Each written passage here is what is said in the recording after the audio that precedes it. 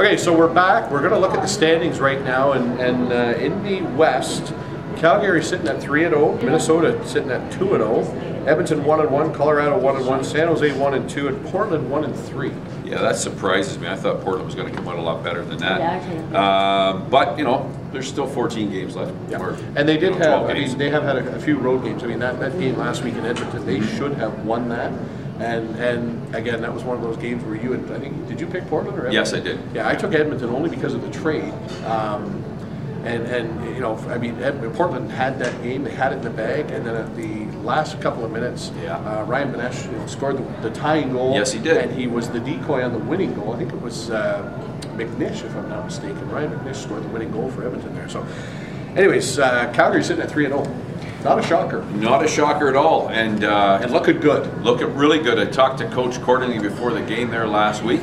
Very confident him and Mr. Sanderson doing a great job in Calgary. Had some very kind words for us. Thanks very much, Troy. I know you watch every week. Your team's looking really good, and hey, man, you came into my home barn and knocked the crap out of us. You know. And you know what I will say? I mean, and the one thing I noticed in that game, and I did not put, I put a less than complimentary write-up up there from the Rock, but at the same time, Calgary they are such a fast team. Yes. Toronto they look their age on defense, which I mean, it's no secret. Everybody knows the Toronto defense is not a young group of guys for the most part, but they looked really, really slow, and Calgary looked really, really fast. They were just running by them. You know, and please don't get ticked off of me, our American friends. The NLL puts a lot of ink up on their site about how there's so many more guys coming out of the field game, adapting to the box game. Watch Buffalo and watch Calgary. They're box lacrosse teams that know how to play this game, and they're, you know, it's exciting. It's much more exciting to watch than a guy that's got no stick skills, but can run like a tight end and is 6'4" and weighs 230.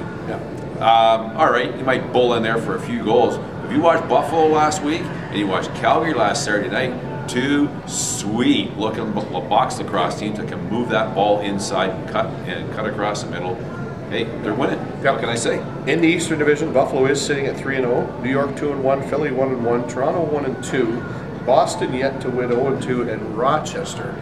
What is going on? 0-3. Well, it just goes to show you how much they miss their big guy, John Grant and Stevens. Scott Evans. Scott Evans. Oh man, might be forgetting that name. Scott Evans. So that was obviously the not the heart and soul, but the heart and soul of their scoring. Yeah. And geez, Gate family, don't get angry at me, but I said it before the season started. These two guys were brought in solely to put butts in the seats because we're missing John Grant Jr. And now Scott Evans, and I believe that the ownership there thought, oh my, what's going to happen without these two guys? You know, we're in this for, you know, and I'm going to do a little rant later about business. This is a business, pro sports.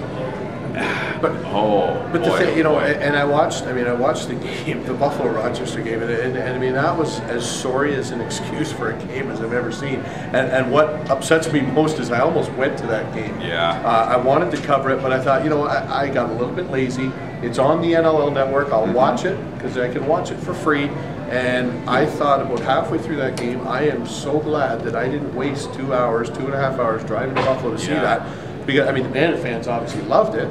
But 23-6. I know, it was embarrassing.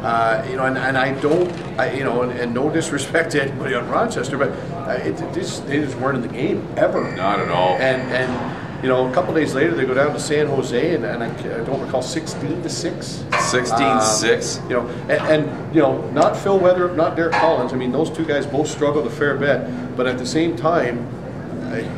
Patty O'Toole, I don't think is going to do much better than that. I mean, that's a very dysfunctional team. Not to mention 4 or 5 of the guys missing the plane ride to San Jose.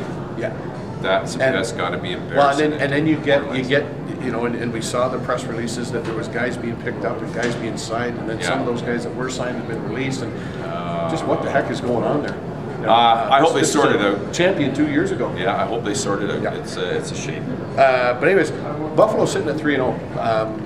and looking every bit the part of the champion, boy, man. I'll tell you. They're hot. What can I say? And I posted on the site after the game in Buffalo, when Buffalo was in Toronto a couple of weeks back, I posted on the site, is there anybody in the league right now, maybe outside of Casey Powell, is there any guy more valuable to his team than Mark Steenhouse? Mark Steenhouse. If the NLL has a poster boy, they've got it in Mark Steenhouse. Yeah. Good looking, he's got the swagger, he can put the ball wherever he wants. He runs the show when he's out on the floor. If you want a guy to start advertising your game and getting people in the seats, you've got him, NLL. Yeah. Hope you use them. Buffalo's using them to all of their advantage. Yeah. Look at the crowds you're getting. Oh, for sure. I got some stats here later on about attendance. They're leading the league. It's absolutely no doubt about it. So let's look ahead to this week's games. Boston at Philly. So we're going to go through these one at a time. We'll give our picks at the same time. Okay. Boston at Philly at the Wachovia Center, and if I'm not mistaken, is this Philly's home opener? I believe it is. Yeah, Philly's had a couple on the road. Yeah. Who are you taking? I'm taking Boston. I know.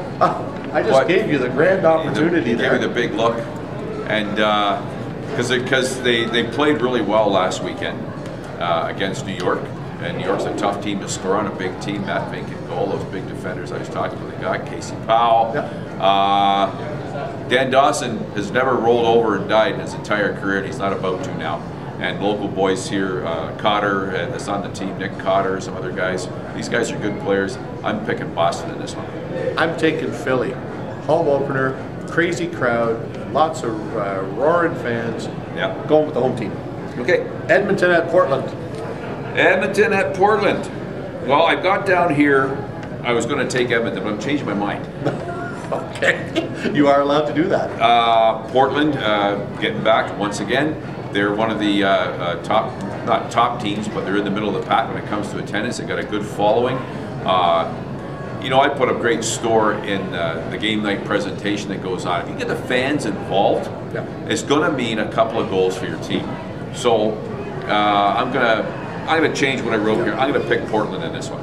And I agree. I watched the game last week with Portland at Edmonton. They really, really played well. And I got to go back. I mean, a few weeks back, I was saying, they're going to have to prove something to me because I've not seen anything. They're a solid team. They're 1-3, but you know what? I'm not sure. I think they've only had one home game. They've had a few on the road, and you know what? I'm impressed by that team. They had that game in Edmonton, were it not for a goal by Ryan Benesh late to tie it, and then the winning goal late by McNish, they had that game in Edmonton, and I think going back home now, I think this is Portland's game. Yeah, and I want to see Joel Weber between the pipes. Now, if nobody out there has ever seen Joel Weber play net, he is one of the most offensive goaltenders, and I don't mean he's rude. This guy is like G Nash. He can throw the ball length of the floor on the dime, and it opens up a lot of the floor and allows that. If Keenan can get that fast transition going, bang, they're gone. So let's hope Joel gets his first start in the NLL. Not sure if we're going to see that or not, but anyways, rematch. Philly back at Boston the next night. Philly back at Boston. I'm going to take, because they're home in the Garden, I'm going to pick the Boston Blazers in this one. You're looking at Boston to sweep the weekend. Well, you know what? One of us, unless they go 1-1, I'm sticking with Philly. Okay. Again, I haven't seen a ton yet from Boston, and they're a new team. They're a new franchise. Yes, they've got Dan Dawson. They're struggling. They're competing. I will say that. But again, I think Philly's a little bit better, and I'm going to take Philly in that one as well. New York at Rochester. Well, just because of what's happened the last couple of weeks, you got to go with the Titans. And I'm going to pick New York. I might end up. And I'm going to agree with you. I'm going to leave it at that. Yeah. Until Rochester does something to right the ship or some. I don't know what to say. But from what I've seen, this is a mess. Yeah, and after. No. But I was going to say, after last weekend, and keeping up on the NLL site every day as we do, I haven't seen any movements in Rochester.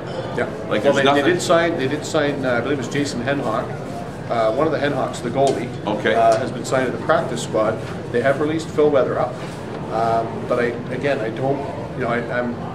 I'm not seeing that blockbuster move or that big major change to make me say, hey, now all of a sudden, I got to give them some credit here. They might win this one. Yeah. I'm going to hold off on picking them for a while until I see something from them. So